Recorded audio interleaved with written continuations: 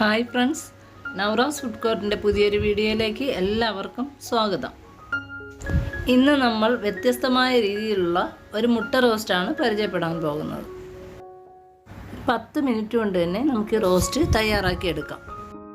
ആദ്യം നമുക്ക് മിക്സിയുടെ ചെറിയ ജാറിലേക്ക് ഒരു കഷ്ണം ഇഞ്ചി, 5-6 അല്ലി വെളുത്തുള്ളി, സവാള, ചെറിയ സവാള ആയതുകൊണ്ട് 1.5 എടുത്തിരിക്കുന്നത്, വലുതാണെങ്കിൽ 1 മതിയാവും. ഇതെല്ലാം കൂടെ ഒന്ന് അരിഞ്ഞ് നമുക്ക് ഇട്ട് കൊടുക്കാം.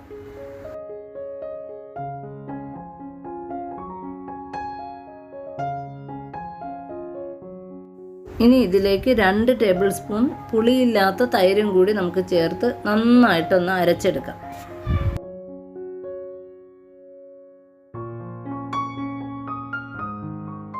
ഞാനിപ്പോൾ അരച്ചെടുത്തിട്ടുണ്ട്. ഈ ഒരു പരുവത്തിലാണ് നമുക്ക് അരച്ചെടുക്കേണ്ടത്.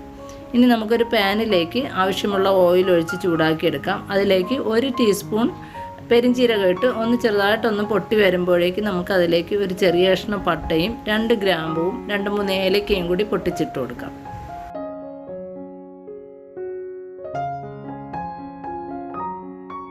പെരിഞ്ചീരകവും പട്ടയും ഗ്രാമ്പുവും ഏലക്കയും എല്ലാം മൂത്ത് നല്ല മണം വന്ന് തുടങ്ങുമ്പോൾ നമുക്കതിലേക്ക് സവാളയും ഇഞ്ചിയും വെളുത്തുള്ളിയും കൂടെ അരച്ച മിക്സ് ഒഴിച്ചു കൊടുക്കാം.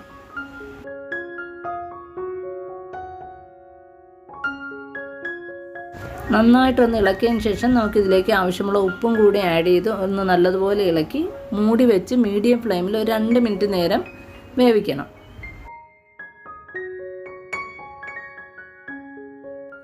രണ്ട് മിനിറ്റിന് ശേഷം നമുക്ക് മൂടി തുറന്ന് ഒന്നുകൂടി നന്നായിട്ടൊന്ന് ഇളക്കി വീണ്ടും അടച്ചു വെക്കണം.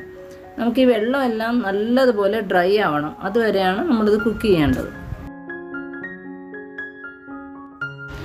ഇതുപോലെ വെള്ളമെല്ലാം വറ്റി ഈ ഒരു സ്റ്റേജ് ആകുമ്പോൾ നമുക്കിതിലേക്ക് ആവശ്യമുള്ള മസാലയും കൂടി ആഡ് ചെയ്ത് കൊടുക്കണം. അതിനായിട്ട് 1/4 ടീസ്പൂൺ മഞ്ഞൾപ്പൊടി, 2 teaspoon Kashmiri chilli powder, 1 teaspoon സാദാ ചില്ലി പൗഡറും 3/4 ടീസ്പൂൺ ഗരം മസാലയും കൂടി നമുക്ക് ആഡ് ചെയ്ത് കൊടുക്കാം.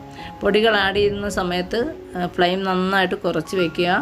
ഇനി നല്ലതുപോലെ നന്നായി ഇളക്കിയതിന് ശേഷം നമുക്കിതിലേക്ക് ആവശ്യമുള്ള ചൂടുവെള്ളം കൂടി ആഡ് ചെയ്ത് കൊടുക്കണം. അതിനായിട്ട് ഞാനൊരു 1/2 കപ്പ് ചൂടുവെള്ളമാണ് ഇതിലേക്ക് ആഡ് ചെയ്ത് കൊടുക്കുന്നത്.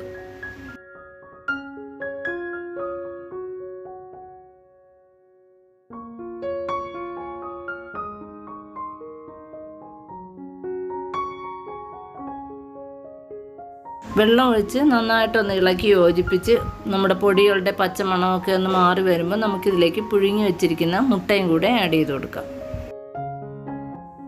മസാലയെല്ലാം നമ്മുടെ മുട്ടയിൽ നന്നായിട്ട് പിടിക്കുന്നതിന് വേണ്ടി മുട്ട 2-3 വര ഇട്ടെടുക്കാം. ഞാനിപ്പോൾ എല്ലാ മുട്ടയും വരഞ്ഞെടുത്തിട്ടുണ്ട്. മുട്ടയ്ക്ക് പ്രത്യേകിച്ച് കണക്കൊന്നുമില്ല, നമുക്ക് ആവശ്യമുള്ള മുട്ട എടുക്കാം. ഇനി നമുക്ക് നന്നായി ഒന്ന് ഇളക്കി യോജിപ്പിച്ചതിന് ശേഷം മൂടി വയ്ക്കാം. ഇടയ്ക്ക് മൂടി തുറന്ന് ഒന്ന് ഇളക്കി കൊടുക്കണം. ഇതിലേക്ക് ഞാനിപ്പോൾ 2 പച്ചമുളകും കൂടി ഇട്ട് കൊടുക്കുന്നുണ്ട്. ആവശ്യമുണ്ടെങ്കിൽ മാത്രം മതിയാകും. ഇനി നമുക്ക് ഈ മുട്ട ഒന്ന് ഫ്രൈ ആവണം. അതിൻ്റെ ഒരു ബ്രൗൺ കളർ ആകുന്നത് വരെ കുക്ക് ചെയ്തെടുക്കണം. ഒന്നുകൂടി ഇളക്കിയതിന് ശേഷം ഞാൻ മൂടി വയ്ക്കുകയാണ്. മുട്ടയുടെ ഒരു സൈഡ് ബ്രൗൺ ആകുമ്പോൾ നമുക്കിതൊന്ന് മറിച്ചിട്ട് കൊടുക്കാം. നമ്മുടെ അരപ്പൊക്കെ നന്നായിട്ട് വറ്റി തുടങ്ങിയിട്ടുണ്ട്. ഇപ്പോൾ ഏകദേശം മുട്ടയുടെ ഒരു സൈഡ് ബ്രൗൺ കളർ ആയിട്ടുണ്ട്. നമുക്കിതെല്ലാം ഒന്ന് മറിച്ചിട്ട് കൊടുക്കാം. ഒരു 2 മിനിറ്റ് കൂടെ ഞാൻ മൂടി വെച്ചിട്ടുണ്ടായിരുന്നു. ഇപ്പോൾ ഏകദേശം നമ്മുടെ കറി റെഡി ആയിട്ടുണ്ട്. ഇതിലേക്ക് 1 ടീസ്പൂൺ പഞ്ചസാരയും ആവശ്യത്തിന് കറിവേപ്പിലയും കൂടെ നമുക്ക് ഈ സമയത്ത് ആഡ് ചെയ്ത് കൊടുക്കാം.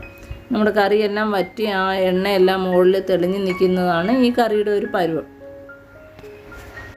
കറിവേപ്പിലയും പഞ്ചസാരയും ആഡ് ചെയ്തതിന് ശേഷം 1 മിനിറ്റ് നേരം കൂടി നമുക്ക് മൂടി വെച്ച് കൊടുക്കാം.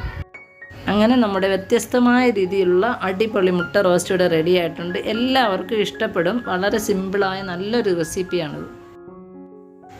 വീഡിയോ ഇഷ്ടപ്പെട്ടാൽ ലൈക്ക് ചെയ്യുക, ഷെയർ ചെയ്യുക, സബ്സ്ക്രൈബ് ചെയ്യുക. മറ്റൊരു വീഡിയോയിൽ ഇൻഷാ അല്ലാഹ് നമുക്ക് വീണ്ടും കാണാം. Thank you for watching.